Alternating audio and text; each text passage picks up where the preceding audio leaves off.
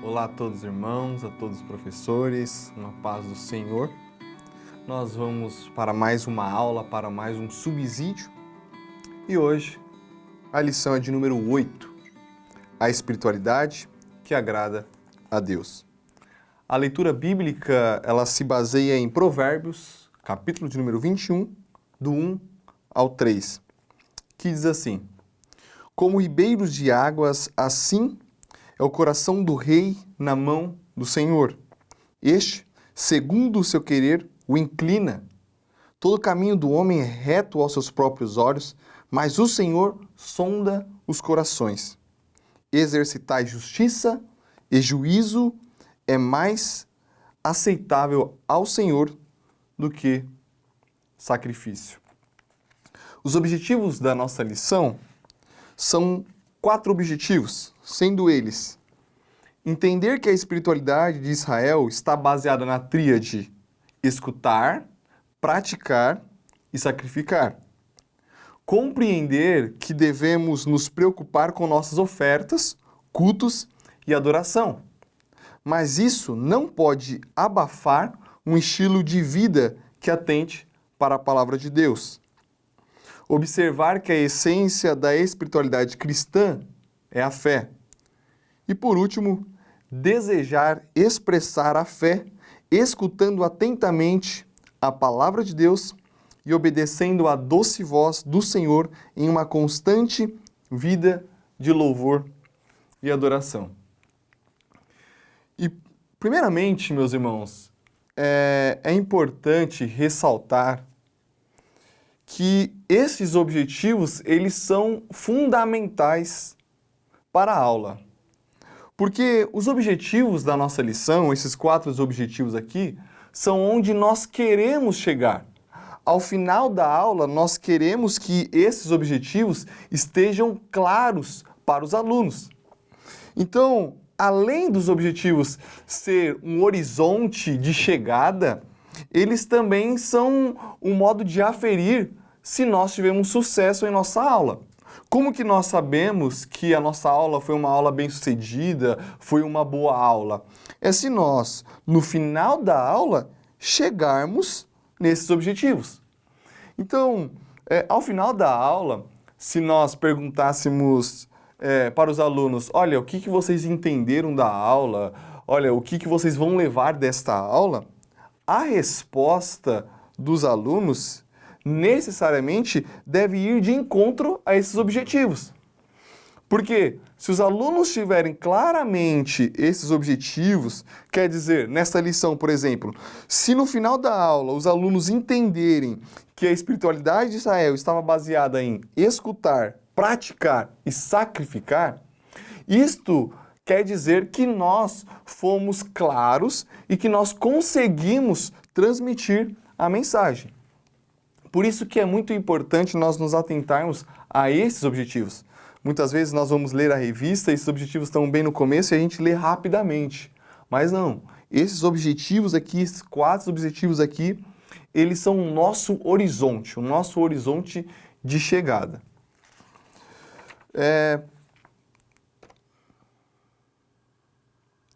Outro ponto importante para salientar é que nós devemos entender qual é o tema da lição. Vou te explicar. Quando nós vemos aqui o tema da lição de número 8, por exemplo, o tema é a espiritualidade que agrada a Deus. O tema da lição, ele não está claro, ele não diz claramente qual que é o cerne da lição.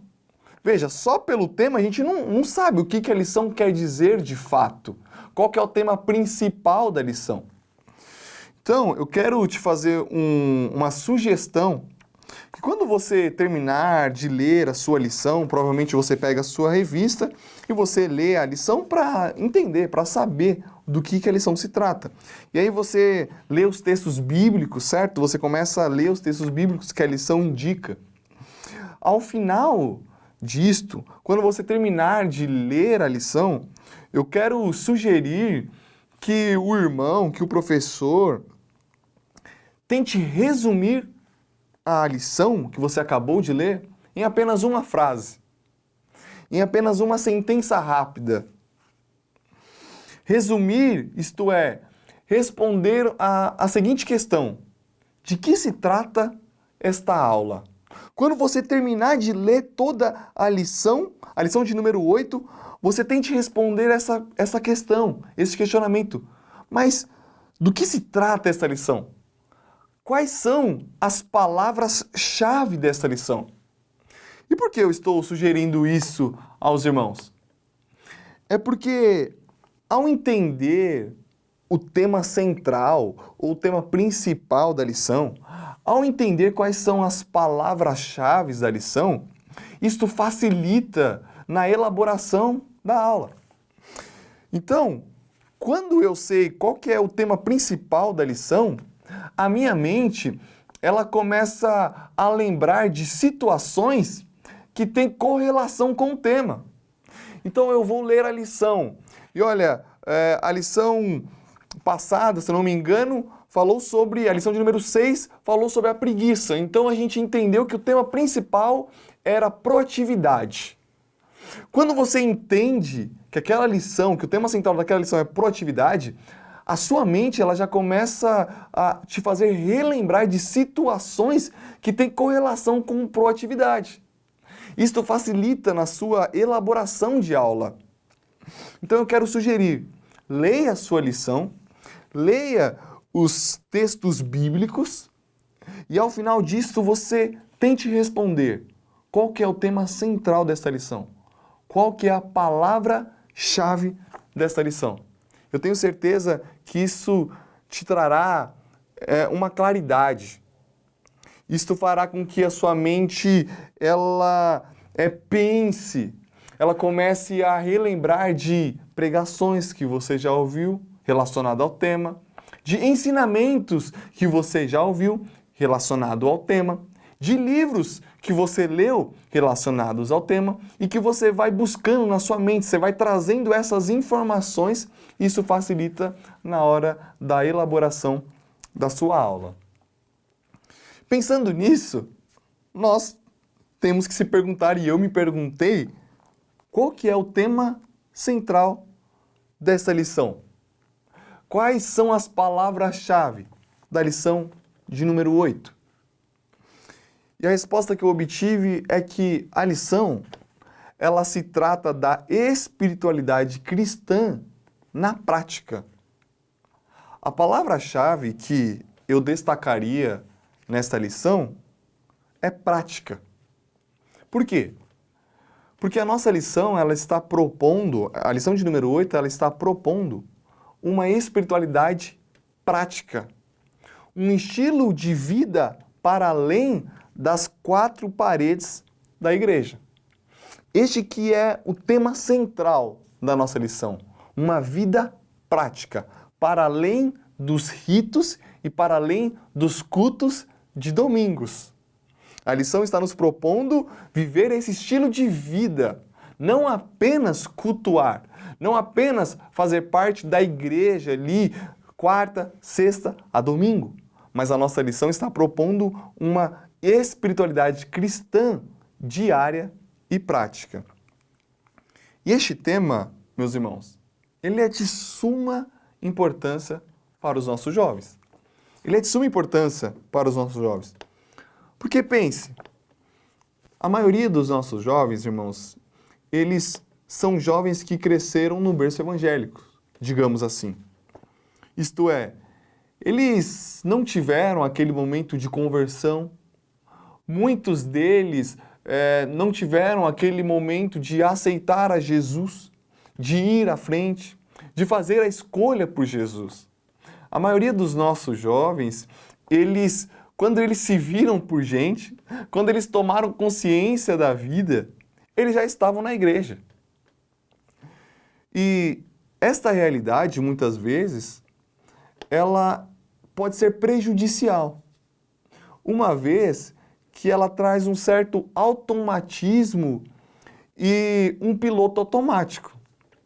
Por exemplo, eu nasci no berço evangélico, né? Desde que eu me entendo por gente, eu estava na igreja. Então eu sempre aprendi a ir à igreja. Para mim, ir à igreja fazia parte da minha vida, fazia parte da minha rotina. É por isso que todas as vezes que eu não vou ao culto de domingo, que eu não começo a minha semana na igreja, eu acho super estranho. Para mim é muito estranho. Mas não é estranho porque, nossa, eu não estive num ambiente de adoração e louvor a Deus. Também. Mas muito é porque isso já faz parte da minha vida. Já faz parte da minha rotina. Desde que eu era pequeno, eu vou à igreja. Eu vou à igreja todos os domingos. Então, para mim, isso já faz parte da minha vida, já faz parte da minha rotina. E o perigo é que, muitas das vezes, nós estamos lá, eu estou lá, por causa apenas da rotina e por causa apenas do automatismo. Então, esta lição ela é de suma importância para os nossos jovens, porque nós devemos lembrá-los que uma espiritualidade que agrada a Deus é uma espiritualidade que está para além dos cultos, que está para além dos ritos que nós fazemos toda semana e diariamente. A nossa espiritualidade ela não pode estar presa nisto. E esta lição é exatamente para lembrar os alunos, para fazê-los refletir que muitas vezes nós estamos na igreja. Muitos jovens, muitos dos seus jovens, meus irmãos, meus professores, eles estão lá na escola bíblica dominical não porque eles desejam, não porque eles querem, mas simplesmente porque já fazem parte da vida deles. Muitos estão na igreja por estar, porque foram ensinados, porque o pai muitas vezes fica, até mesmo obriga alguns jovens, ou puxam ele, não que eles não estão corretos, mas eu estou te dizendo que esta aula é importante porque nós devemos ter uma espiritualidade para além do automatismo. E a nossa vida com Deus, e a nossa vida na igreja, a nossa vida dos cultos, dos ritos que nós fazemos quarta, sexta, domingo, culto de jovens, ela precisa ser uma espiritualidade que agrada a Deus, uma espiritualidade sincera. E esta aula, ela propõe exatamente isto. Ela propõe lembrar os alunos que a nossa espiritualidade precisa ser uma espiritualidade diária e de vida prática. Vamos adentrar agora a nossa lição, propriamente, e aos nossos tópicos. A lição de número 8 e a nossa lição, ela está dividida em 4 partes, sendo elas, primeiro, o contexto da espiritualidade em Provérbios, o segundo tópico, a relação de vida e oferta no Novo Testamento, o tópico 3, a fé como base da espiritualidade cristã, e o tópico 4, como a espiritualidade cristã se desenvolve. No Antigo Testamento, nós sabemos que a espiritualidade de Israel, ela se baseava em 3 pilares. Veja, o primeiro pilar, ela era os livros sagrados, isto é, as crenças e a doutrina. A prática religiosa, que é a ética. E por terceiro, os sacrifícios, os cultos e ritos. E o Vitor, nosso comentarista, ele salienta aqui que toda religião ela se baseia nesses pilares. Toda e qualquer religião se baseia, primeiro, em crenças e doutrinas. Então, todas as religiões têm as suas crenças e as suas doutrinas. Ela é seguida pela prática dessa doutrina, desta crença, né? Não basta ter apenas crença e doutrina. É importante e necessário praticar essas doutrinas. E, por fim, toda religião tem os seus ritos e os seus rituais. Você pode ir para qualquer religião, o islamismo, o judaísmo, né? Essas religiões, por exemplo, têm esses 3 pilares. E a espiritualidade em Provérbios de Israel estava baseado exatamente nesses 3 pilares. Mas aí nós lemos o nosso texto base, que é Provérbios 21, 3. E aí a gente vê, meus irmãos, que o sábio, ele está indicando que fazer o certo, agir de forma correta, isto é, fazer o que é justo e certo, vale mais do que oferecer sacrifício. Olha como é interessante. Ele está dizendo, então, que viver, que praticar o que é justo, praticar o que é certo, vale mais do que os sacrifícios que o povo fazia. Agora, é importante, irmãos, a gente entender que, claramente, Provérbios e o sábio não está ensinando ou está dizendo que os ritos, que os rituais, que os sacrifícios, eles não eram importantes e que deveriam ser deixados de lado. Olha, não precisa mais de sacrifício, não precisa mais de fazer ritos, não precisa de mais nada disso. O que precisa agora é só agir certo. Não, não é isso o que o sábio, o que Provérbios está nos ensinando. Não é isso. O que Provérbios está nos ensinando, o que Provérbios 21 está nos ensinando, e essa que é a chave da lição, é que os sacrifícios, eles não poderiam ser melhores do que os ofertantes. Isto é, a vida de sacrifício, a ritualidade do povo de Israel precisava estar acompanhada com a prática da vida. Não se fazia sentido, olha, fazer sacrifício, fazer tudo certinho, os rituais que Levítico ordenava, mas se na vida prática não se via as ordenanças de Deus sendo cumpridas. Não fazia sentido. Então, o que Provérbios está alertando é que os ritos, os sacrifícios, eles precisavam vir acompanhados de uma vida prática, de uma espiritualidade prática. Então, na espiritualidade de Israel, o comentarista, o Vitor, vai dizer, era importante ter um equilíbrio entre o que se acreditava, com o que se vivia e com o que se ofertava. É a tríade que ele coloca que é escutar, praticar e sacrificar. A espiritualidade em Provérbios, ela precisa estar em harmonia e em equilíbrio. Nós escutamos a palavra de Deus, nós escutamos por meio dos profetas, nós escutamos a voz de Deus. São as crenças, são as doutrinas, são os mandamentos.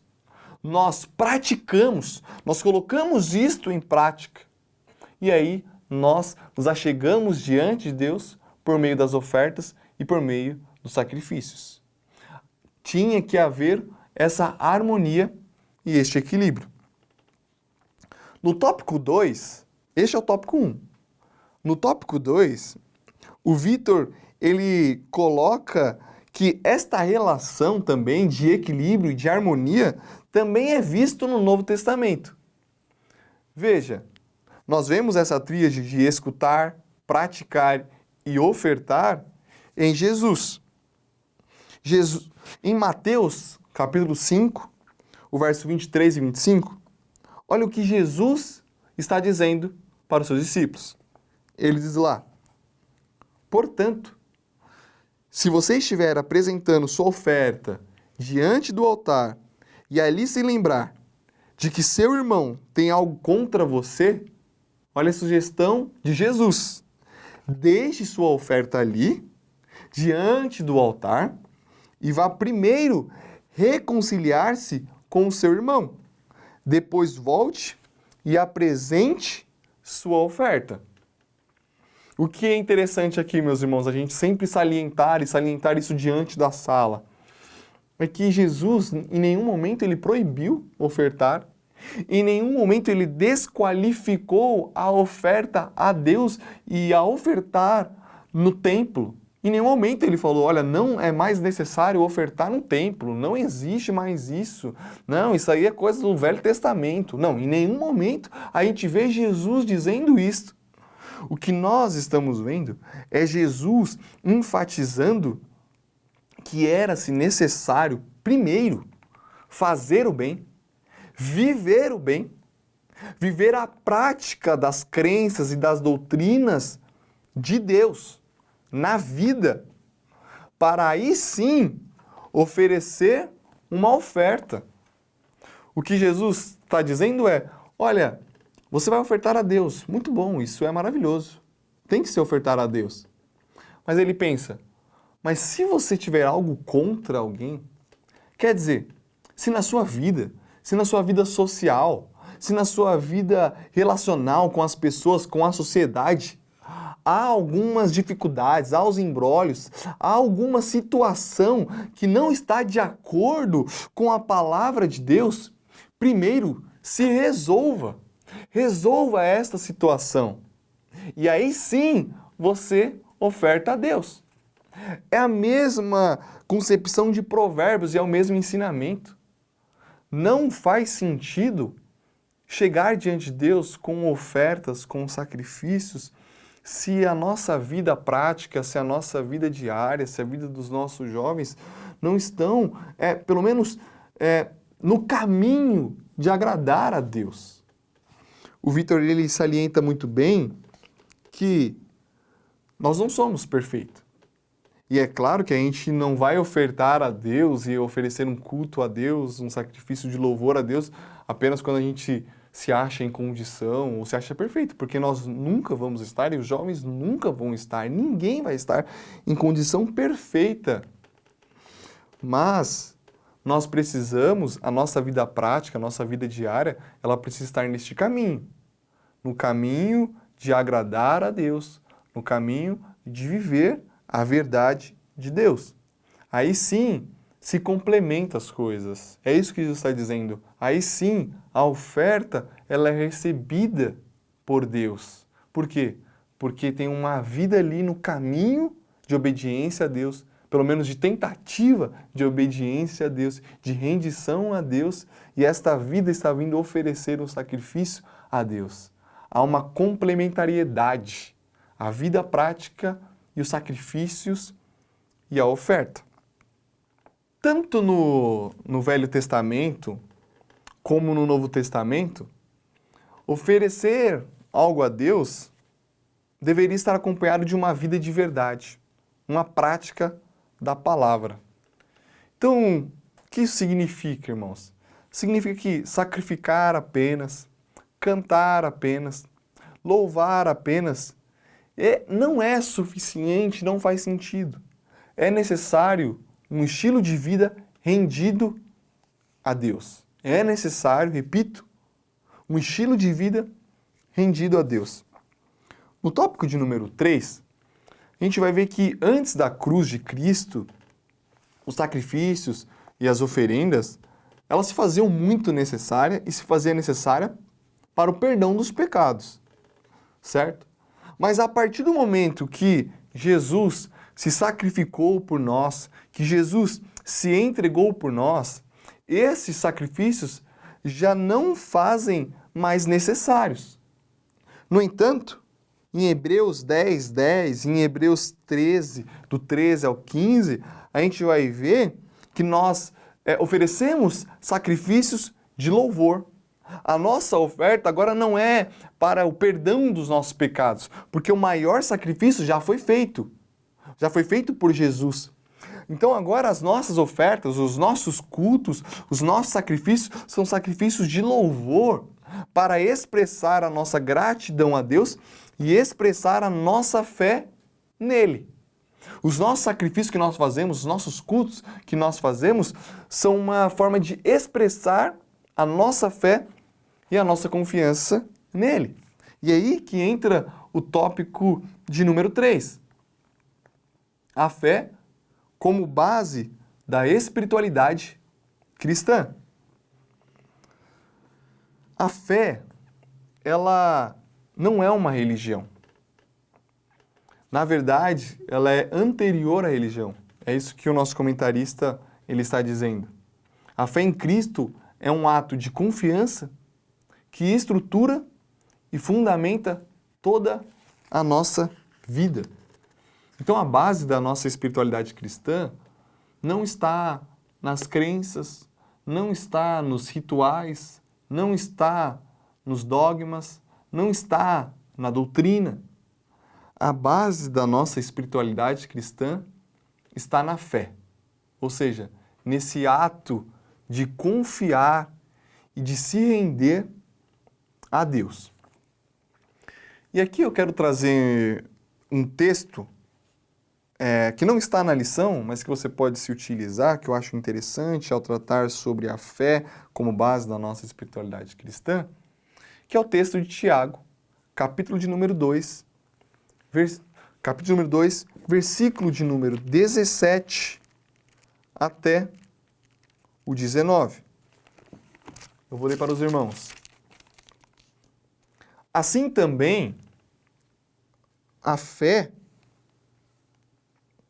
por si só, se não for acompanhada de obras, está morta. Mas alguém dirá, você tem fé, eu tenho obras. Mostre-me a sua fé sem obras, e eu mostrarei a minha fé pelas obras.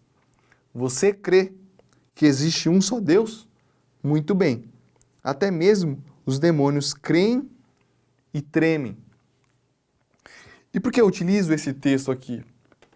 Porque o que Tiago está nos ensinando, irmãos, é que a fé não é apenas acreditar em certas crenças. Isso não significa que a gente tem fé, acreditar em certas crenças. E mais do que isso, ter fé não é acreditar em certas verdades. A gente pode acreditar em muitas verdades, mas isso não quer dizer que nós temos uma fé genuína, uma fé viva. Veja o que Tiago vai dizer no verso 19. Você crê que existe um só Deus? Muito bem. Até mesmo os demônios creem e tremem. Quer dizer, nós acreditamos que Jesus é o Filho de Deus? Acreditamos. É verdade? Isto é uma verdade. Nós acreditamos que Ele morreu por nós e ressuscitou? Nós acreditamos. Isto é uma verdade? Isso também é uma verdade. Mas a gente poderia perguntar isso aos demônios. Eles também creriam nessas verdades. Então veja, a fé não é apenas crer em certas verdades ou ter certas crenças.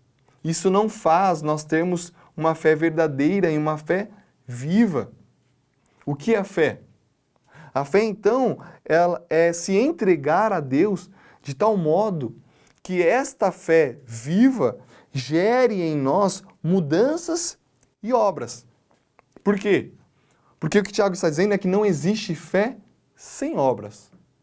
Voltando à nossa lição, ao tema da nossa lição, fé e obras. O que são as obras? É a prática. É a vida prática. Quer dizer, toda fé genuína, toda fé viva, ela gera trabalho, ela gera obras. Como que a gente conhece que uma pessoa tem uma fé viva em Deus? A fé daquela pessoa é genuína, aquela fé é uma fé viva, olhando para a vida prática dela, olhando para as obras dela. Porque as pessoas que têm, os jovens que têm uma fé viva e genuína, ela gera nesses jovens obras. Fica algo claro e evidente. Então, eu utilizo esse texto aqui, você pode utilizar o texto de Tiago, capítulo de número 2, para mostrar como que simplesmente acreditar em Deus, dizer que nós acreditamos, cantar na igreja, chegar nos ensaios de domingo pela manhã, os jovens, ensaiar os hinos e cantar que nós cremos em Deus, e cantarmos que nós confiamos em Deus, e cantarmos que nós entregamos a nossa vida a Deus, a Jesus, é maravilhoso, é muito bom. Só que essa fé, essa expressão de fé, ela só se torna genuína se ela gera obras. Isto é, se ela gera uma vida prática de verdade. se no dia a dia a gente percebe na vida desses jovens e na nossa vida que a nossa fé em Deus, ela está gerando um trabalho, está gerando santidade, está gerando mudança, está gerando frutos do Espírito. Assim, a gente percebe se nós temos uma fé viva e uma fé morta.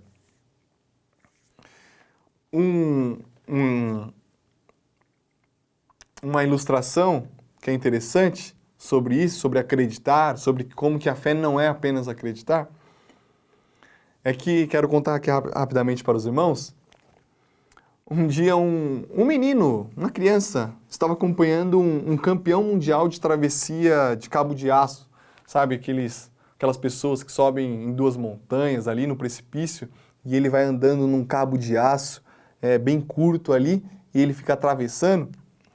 E ele ficou acompanhando um campeão mundial desses, e o campeão foi e voltou. E aquele menino ficou impressionado. Falou, meu Deus, como que esse homem consegue atravessar nesse precipício? Olha a altura que nós estamos, ele consegue atravessar nesse pequeno cabo de aço até o outro lado, e ele consegue voltar, e ele ficou impressionado. Aí o campeão mundial ele foi lá e pegou uma carriola. E ele foi e atravessou e voltou de novo. Aí ele ficou muito abismado. Não, como que ele consegue? Meu Deus, ele ficou assim, impressionado, ficou feliz, ficou, meu Deus, surpreendido. E aí aquele campeão mundial, ele pergunta para o menino, olha, você acredita que eu atravesso de novo com essa carriola e volto de novo? E ele falou, é claro que eu acredito. Eu sei, eu acredito que você faz isso, eu acredito sim. E aí o campeão mundial vira para ele e fala assim, então sobe aqui na carriola e vamos atravessar junto? Aí ele fala, opa, aí eu já não consigo. Isto é, acreditar em Deus, acreditar que Deus faz, acreditar que Deus é real, é diferente de confiar a vida a Deus. Muitas vezes, irmãos, nós jovens, os jovens da sua congregação, eles estão proclamando que acreditam em Deus, eles estão proclamando, sim, que eles têm fé em Cristo. Mas a questão é, será que realmente eles estão se entregando a Deus? Uma coisa é o menino dizer que acredita que o campeão mundial atravessa e volta de carriola. Outra coisa é ele entrar na carriola e dar a sua vida ao campeão mundial. Uma coisa é nós proclamarmos que nós acreditamos em Deus, outra coisa é nós doarmos a nossa vida e falarmos, Deus pode guiar a minha vida, Deus pode intervir na minha vida, Deus pode tomar as rédeas da minha vida, Deus pode falar comigo quais são as decisões que eu preciso tomar. Isto é outra coisa, e a nossa lição, ela está propondo exatamente isto. O que a nossa lição está dizendo é que uma espiritualidade que agrada a Deus é uma espiritualidade que se vê na prática e no dia a dia, para além de uma fé morta, para além de uma fé que só proclama, que só canta, que só oferta, que só vai ao culto, mas que não se vê na vida diária. A nossa lição, ela está propondo exatamente isto. E para terminar, o nosso último tópico, o Victor ele vai salientar que o cristianismo ele está baseado na fé. A nossa espiritualidade, ela está baseada na fé. Porém, o cristianismo, ele sim também é uma religião. Né? O cristianismo, ele é sim uma religião.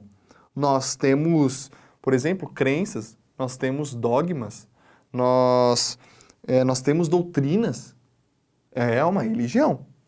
Nós temos que praticar certas ações e devemos deixar outras de lado.